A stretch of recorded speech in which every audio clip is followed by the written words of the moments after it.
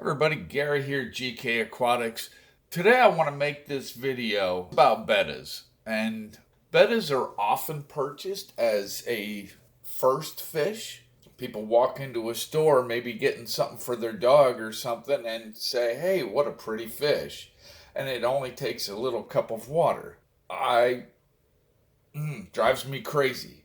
Can they survive in that? Yes, for a little while, but they're not going to be happy. It hurts me. But a lot of people get a betta as a first fish or as even experienced hobbyists like I was. I wanted to go back to a betta because I thought I could do more. And like you can see here, I did. I did a lot more. There are certain things that I recommend. These are all my opinion. They're not set in stone, things are variable, but there are certain things that I feel would be the best for your betta. First of all, let's talk about equipment. The tank. This is a 10-gallon aquarium, minimum of 5 gallons, but as you can see, he likes to swim around. Oh, they'll interact with you too. They love it. Um, he likes to swim around. So I prefer the 10-gallon or even larger. Now, this tank is fully cycled. Just because the fish can breathe from the surface, you still wind up with nitrates build up in there, and it will eventually kill them if it gets too high. So that's why you do need some type of filtration. You can see here I have sponge filter over here. I prefer an air. It breathes from the surface. It doesn't need oxygen from here, but it actually, bettas will breathe through their gills just like a regular fish, but they will also go up and gulp air from the top. Oxygenation, it helps the overall tank over completely, and it also helps if you're going to have other tank mates in there, they need it. So that's a good biological filtration and aeration all in one. More and more so, I'm going back to sponge filters rather than big mechanical filters. Here's another misconception. If you put it in that little cup, you can't heat it. Bettas they will live longer and happier at 77 to 82 degrees. So for that, you need a heater. And of course, the basic rule of thumb applies 5 watts per gallon. Look at him. Look at him. Here he comes. He's coming to see what I'm doing. Yes, he is. Yes, he is. Because of the long flowing fins, you should avoid decorations that have sharp edges or points on them or anything like that that can damage the fins. If the fins get damaged, this fish can develop fin rot, and then you'll have to medicate it. And speaking of medications, by the way, those white spots on him, that is not ick. That's just the way his coloration is. It's always been like that. Also, they can jump. While they can't get up a lot of speed, it is possible for them to jump out. I recommend with most fish, I have lids on all my tanks. One, it helps with evaporation, but also it keeps any potential jumping fish from jumping out. I don't know if you can see him sticking his head out from behind the heater back there. They also like to lay down on places. He'll lay down on a leaf, or back there he's resting on the suction cup. The heater's not on right now, but if it comes on, he'll move. Sometimes he rests up here on top of the filter. All right, while we're at this port, remember to like, share, subscribe. Give me that thumbs up, helps me out. Let's go over to the other tank for a little while. Okay, this is the other one. We have a betta here. Now we got both of these at the same time. You can see they interact nicely. Yes, they do. Bettas, with proper maintenance, doing maintenance on the aquarium, they can live for 3 or 4 years. Of course, regular maintenance being regular water changes, cleaning out. I have a schedule for cleaning the sponge filters. Uh, Gravel vacuuming if it needs it. I usually just pick up the stuff off the top.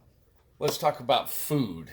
Now, we've all seen the thing where you put the water lily in the vase and put a betta in there. It's supposed to eat the roots and everybody's happy.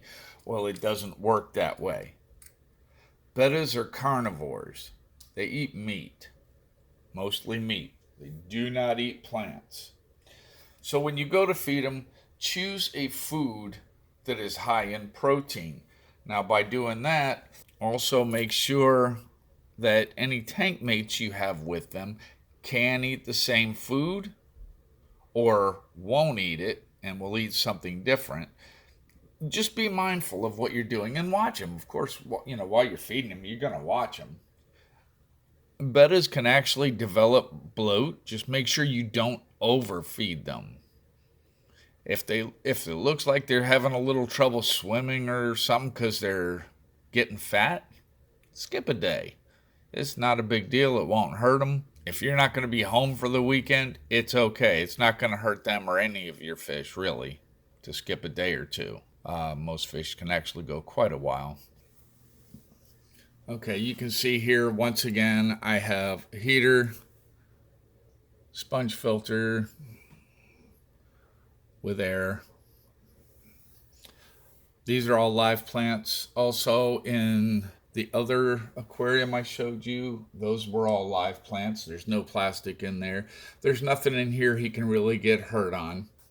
Tank mates. Tank mates for bettas.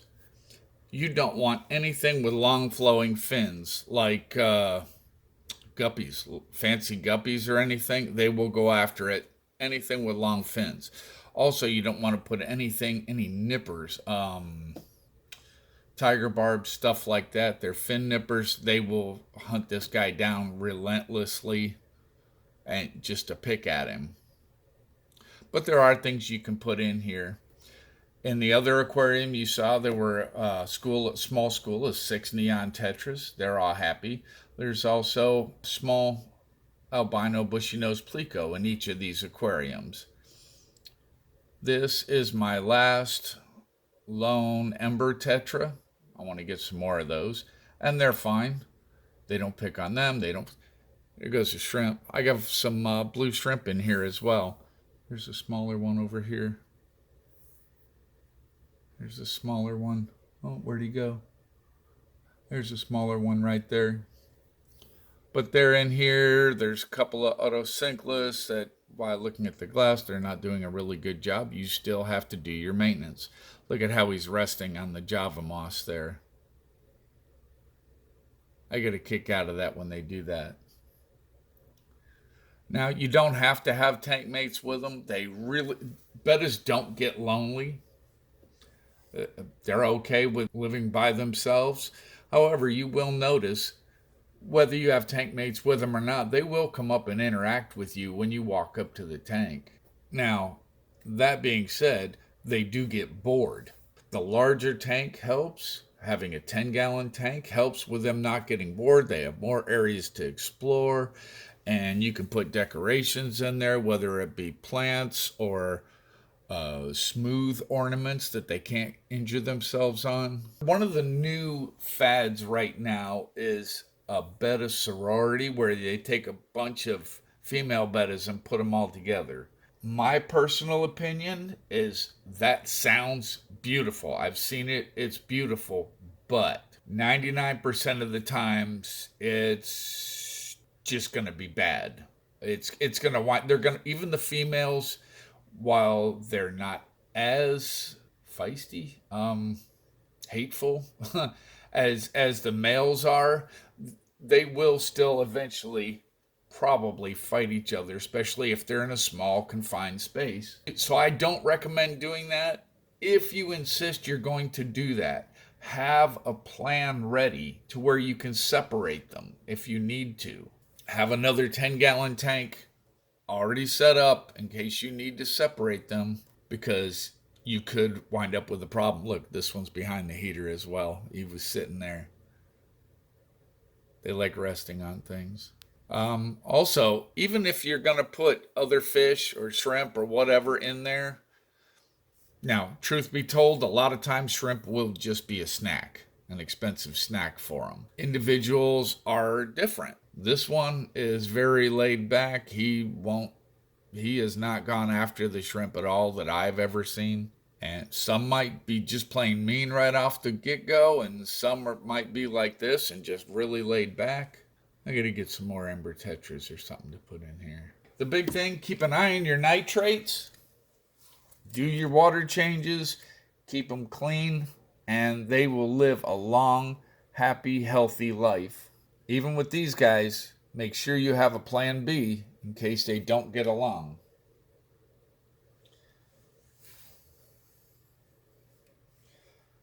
Thanks for watching. Remember to like, share, subscribe, all that fun stuff. Don't forget to do your water changes. I do mine every week.